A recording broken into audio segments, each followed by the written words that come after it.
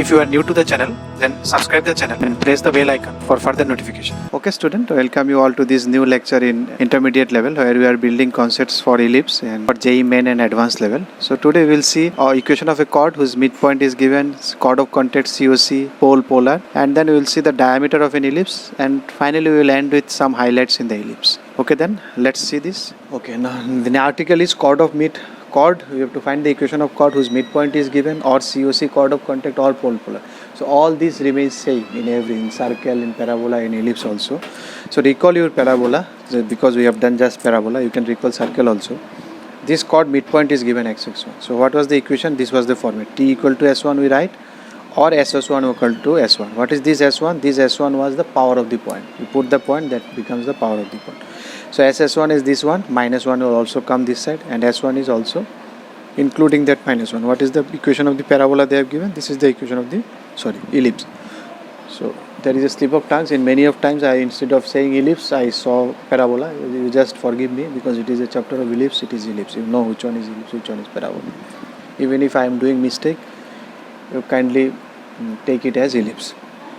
So this is minus 1. If you cancel out minus 1, it will come this. So no need to remember this, you remember this formula. This will be helpful for circle, parabola, ellipse, everywhere. Similarly, COC was S. COC, polar, and then tangent equation. All were same, SS1 equal to 0. You can remember. So pole, polar, if this is the pole, then corresponding polar is this. If polar is this, then what is the corresponding pole? So now you know, because your polar look like this, so you should make it look like this. So this should be same. So from that you can say what is x1. So if you make it same, so A by A1, B by B1, C by C1, if you do, you will find that what is x1, this is x1, this is y1. So for this polar, this is the pole. If this is pole, this is polar. So if this is polar, the polar shape is always look like this. So you convert it like this. Or because these two represent polar, so you take the ratio of A1, A2, B1 by B2, C1 by C2. From there you will find x1, y1. Because now you don't know x1, y1, you have given this one, you need to find this one. Here x1, y1 given, you need to find this equation. Here equation is given, you need to find this x point. Because pole is a point, polar is a straight line. So what is the diameter? Again same, the diameter concept is always same. The locus of the midpoint of the system of parallel chords with slope m. Suppose you have given, in parabola we have also done, you have given lots of chords which are parallel. So if you join all the midpoints, it will pass through the center, and that line becomes a diameter of that. So you have number of diameters in case of a ellipse. So straight line which passes through the center is called the diameter. In parabola also we have seen. So how to find this one? Because it is the midpoint of the chord of contact, you are finding the locus of midpoint of this chord. Because you see this chord midpoint, if you join all the midpoints, then it becomes diameter. So I am finding the locus of the midpoint of same slope.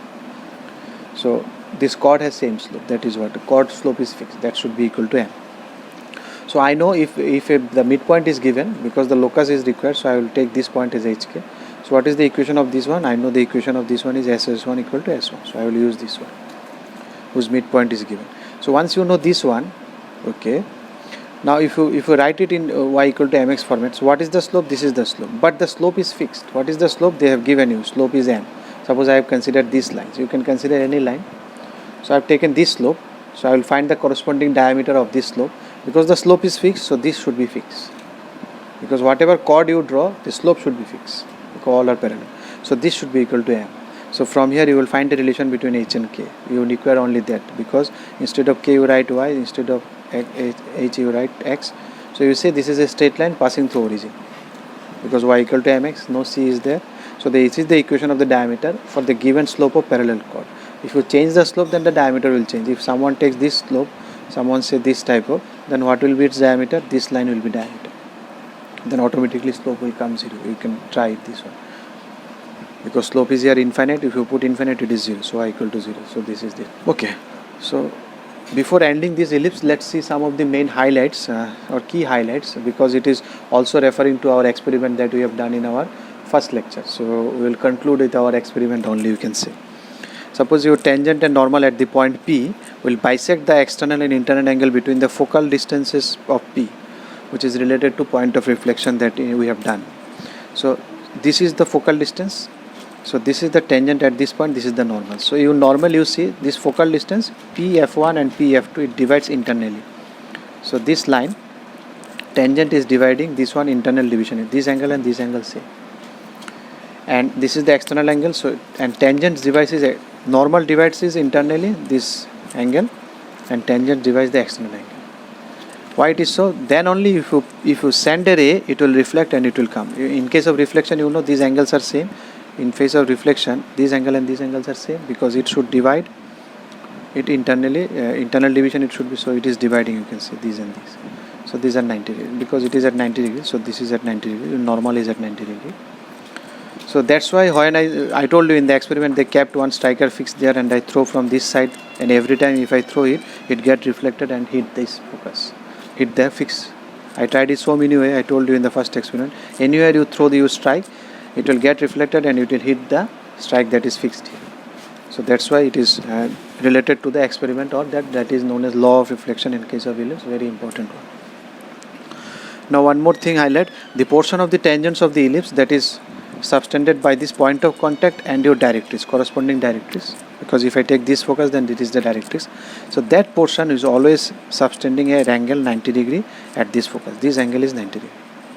So this you remember, this is always perpendicular. Again can be proved, but I am not going for proof. So you remember this one. So and it should be corresponding direct. If you take this focus, then this is the directrix, not this side. If you take this side, then this is the focus. If you take this side, so this line will make a 90 degree with this focus. So that is the idea. The portion of the tangent that is between the point of contact and directrix will make an angle 90 degree at the focus, corresponding focus. If you like the video, then press the like button and please give your valuable comments in the comment section.